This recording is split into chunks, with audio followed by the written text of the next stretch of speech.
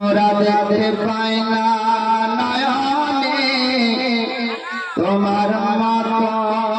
মায়ার নবী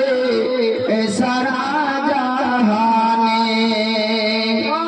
রহমাতুল আলামিন বলেন আল্লাহ তোমার কুরআনে সারা জাহানে নবী আসার সময় মায়ের কোলে কেঁদেছিলেন উম্মতি বলে কাঁদছেন এখন রওজার কাছে কাঁদবেন হাসরের দিনে সারা জাহানে মোরা দেখতে পাই না নয়নে তোমার মতো মায়ারে নবী সারা জাহানে মোরা দেখতে পাই না নয়নে তোমার মতো দয়ার নবী সারা ভুবনে আমার রহমাতুল লিল আলামিন বসে আছেন এমন অবস্থায় এক বৃদ্ধা রমণী আছেন আমার রাসূলুল্লাহ সাল্লাল্লাহু তাআলা আলাইহি ওয়াসাল্লাম যেন কান মোবারক মাথার উপরে যেন পবিত্র চাদর মোবারক ছিল সেই চাদর খানা আমার রহমাতুল লিল আলামিন নিলেন নেওয়ার পর তিনি বিছিয়ে দিলেন বিছিয়ে দেওয়ার পর আমার রহমাতুল লিল আলামিন বললেন এ আম্মা জান ও আমার মা জননী আপনি একটু বসে এখনই আমার রহমাতুল লিল আলামিনের এই কথা শুনে তখন আমার আম্মা জননী চাদর খানাকে নিলেন নেওয়ার পর মুখে চুমো দিলেন কপালে লাগার পর আমার মুস্তাফাকে দিয়ে দিলেন আমার মুস্তাফা বলেন ও আম্মা আপনি বসুন বলেন না মুস্তাফা যদি তুমি আমার মতো এই মাকে পেয়ে তুমি যদি এত সম্মান জ্ঞাপন করো এত যদি তুমি মান ইজ্জত করো বলো বলো মুস্তাফা আজকে তুমি যদি মা আমিনাকে পেতে তোমার মা জননী যদি আসে তাহলে তোমার জননীকে তুমি কোথায় বসতে দিতে বলবো মুস্তাফা আমার রাসূলুল্লাহ সাল্লাল্লাহু তাআলা আলাইহি ওয়াসাল্লাম বলেন মা জননী আপনি চলে যাবেন এখনই বলে হ্যাঁ মুস্তাফা আমি তোমার বোনের মুখে শুনলাম যে তুমি মদিনায় এসেছো আমি এই হালিমা উশাদিয়া আমি মোটিয়ে হালিমা ছেড়ে আমি আজকে তোমাকে সাক্ষাৎ করতে এলাম আমার মা জননী বিধবা জননী হালিমা বললেন ওগো মুস্তাফা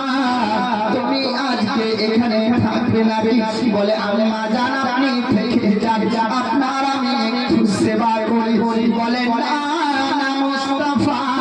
তোমাকে আর আমার সেবা করতে হবে না আমি আজকে চলে যাব আমার রাসূলুল্লাহ সাল্লাল্লাহু তাআলা আলাইহি ওয়াসাল্লাম হালিমা উশাদিয়ার সঙ্গে যেন গোপনে কিছু কথা বলে নিলেন সাহাবারা জানতে চাইলেন ইয়া রাসূলুল্লাহ ইয়া হাবিবাল্লাহ আল্লাহর নবী গো আপনি বলুন আপনি সেই যে মহিলা এসেছিলেন তিনি কে এবং তার সঙ্গে আপনি কি কথোপকথন করলেন কি কথা বললেন আমার রহমাতুল লিল আলামিন বললেন ওগো সাহাবারা শোনো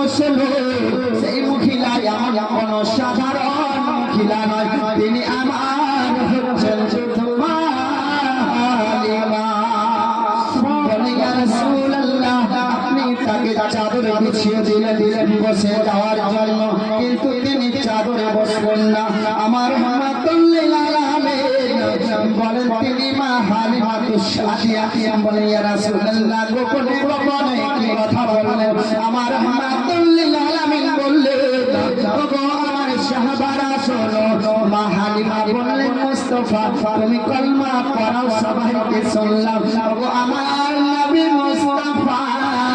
এই কলমা সে মধুর মাখানা তোমার নবী মুস্তাফা গো তোমার সেই নাম খানা একটু আমাকে শুনিয়ে দাও তোমার কলমা পড়িয়ে নিয়ে আমাকে তোমার ধর্ম লিখিত করে নাও। আমার রহমাতুল্লিল আলামিনের সঙ্গে এই গোপন কথা হওয়ার পর হালিমা তুশাদিয়া ফিরে আসেন। ওয়াদি হালিমার দিকে আমার রহমাতুল্লিল আলামিন মায়ের দিকে চেয়ে হালিমার দিকে চেয়ে দেখলেন আমার হালিমা মা কত দূর যায়। আমার হালিমা মা ফিরে আর তো আসবে না। আমার রহমাতুল্লিল আলামিন একবার মায়ের দিকে দেখেন তো মা হালিমা আবার নবীর দিকে তাকিয়ে দেখেন কত আমার মা মমতা। আমার হালিমা তুশাদিয়াকে আমার রাসূলুল্লাহ দিলেন যে মা হালিমা তুশাদিয়া চলে গেলেন বাড়ির দিকে। আমার রহমাতুল্লিল আলামিনের দুই চোখে যেন বিগলিত ধারায় অশ্রু ঝরে যায়। সাহাবারা বলেন ইয়া রাসূলুল্লাহ ইয়া হাবিবাল্লাহ আল্লাহর নবী আপনি মা হালিমা তুশাদিয়াকে আপনি কেমন ভাবে দেখলেন, কেমন ভাবে চিনলেন, এত মায়া মহব্বত কেন? বলেন ইয়া রাসূলুল্লাহ আপনারা আপনার সঙ্গে আমরা আছি, আমাদের এত মহব্বত করেন কেন না? আমার রহমাতুল্লিল আলামিন বলে আমি মক্কা শরীফকে যত ভালোবাসতাম আমি আসার সময় কাবাকে দেখে দেখে কান্না করতে করতে আমি মদিনায় অগ্রসর হয়েছিলাম। আমি তবে মদিনায় এসে আমি আল্লাহ পাকের কাছে দোয়া করলাম হে আল্লাহ আমি তোমার এই মক্কাকে যেমন ভালোবাসতাম আমি এই মদিনাকে তার অধিক থেকে অধিকতর ভালোবাসার তুমি তৌফিক দান করো। আমার রহমাতুল্লিল আলামিনকে আমার আল্লাহ পাক বললেন ওগো আমার নবী তুমি যেটা চাইবে সেটাই হবে। জোরে বলো আল্লাহ পাক পবিত্র কোরআনের ভাষায় বললেন ইয়া আইয়ুহাল্লাযীনা আমানু হে ঈমানদারগণ তোমাদের প্রতি রোজা ফরজ করা হয়েছিল, কিন্তু রোজার সঙ্গে সঙ্গে রোজা যেমন ফরজ তেমন পিতা মাতা সঙ্গে সৎ ব্যবহার রাখাটা ফরজ এবং স্বামী স্ত্রীর মধ্যে সে মিলটা থাকা যেন সেটা